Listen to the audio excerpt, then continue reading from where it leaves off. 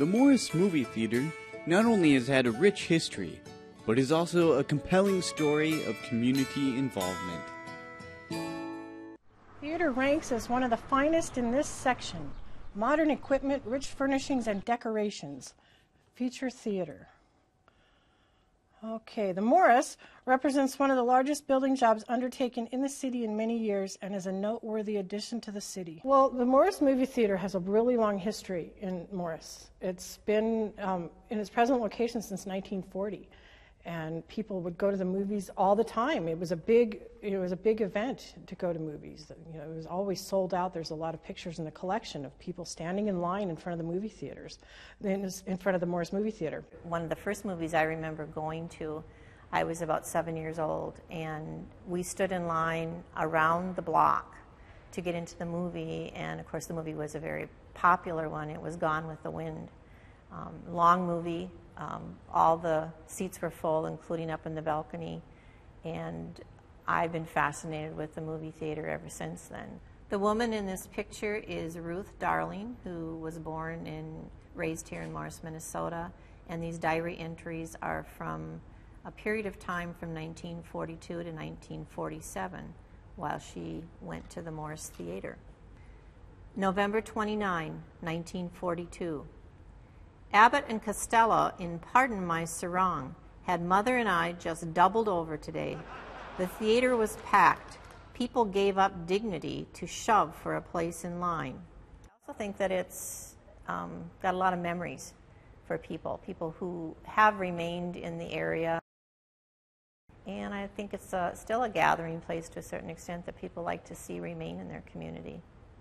In Morris, on Atlantic Avenue, there were two smaller theaters, and they were in competition until this guy came to Morris, and his name was St. Boniface James Benfield, and he was known as Bonnie. And Bonnie was an interesting character. He smoked cigars and had the cool fedora hats and things like that. So anyway, so he bought the two theaters, and then in 1937, he started talking about building a new one.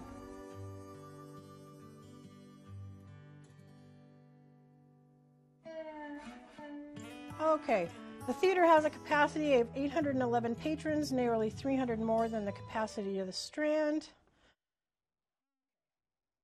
In the balcony, in addition to the patron seats, are located the projection booth, a crying room where parents of fretful children might take the youngsters and still be able to see and hear the show, though other patrons will be undisturbed.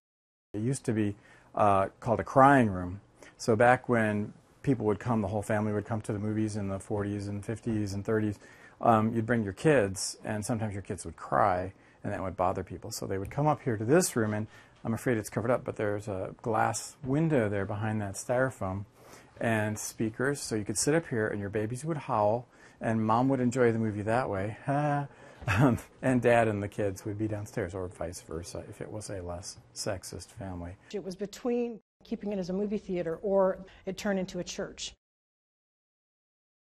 It was just a last-minute meeting that was called. We knew that we wanted to save the movie theater because we wanted to keep first-run movies in Morris.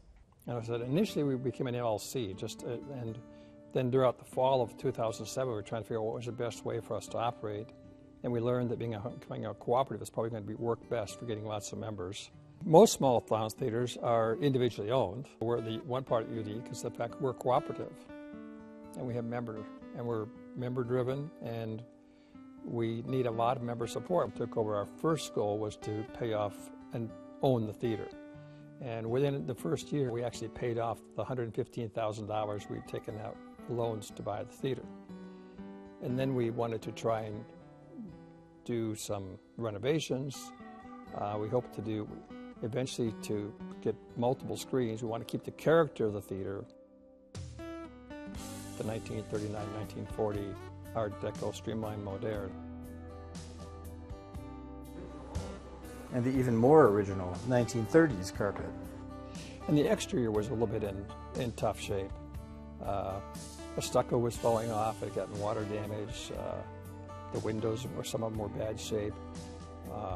The vitrolite, which is that kind of glass. If you look on the exterior, it's kind of that glassy ceramic kind of thing. That was a material that was popular back in the 30s and 40s and maybe early 50s. for movie theaters and a lot of downtown businesses like restaurants and so forth. So kind of a shiny material. And we had a lot of those pieces were broken, and they stopped making that stuff in the 1950s.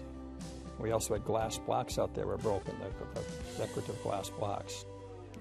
And then we had the neon was all broken, so we had the company come in from Alexandria and repaired our neon lights and our marquee lights and got the building painted. We got the stucco repaired. So now we've got the outside of the theater looking very much like it would have when it was first built.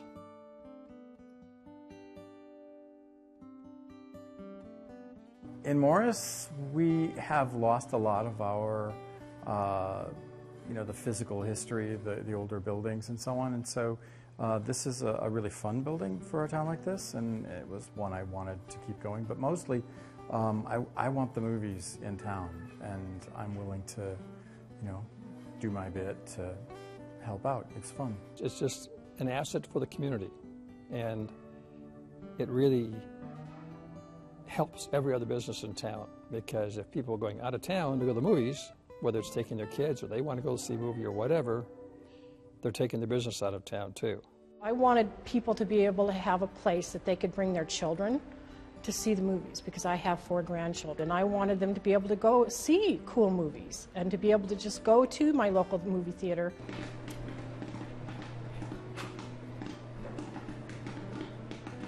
Support your local movie theater. Come and see the movies with us. We'd love to have you.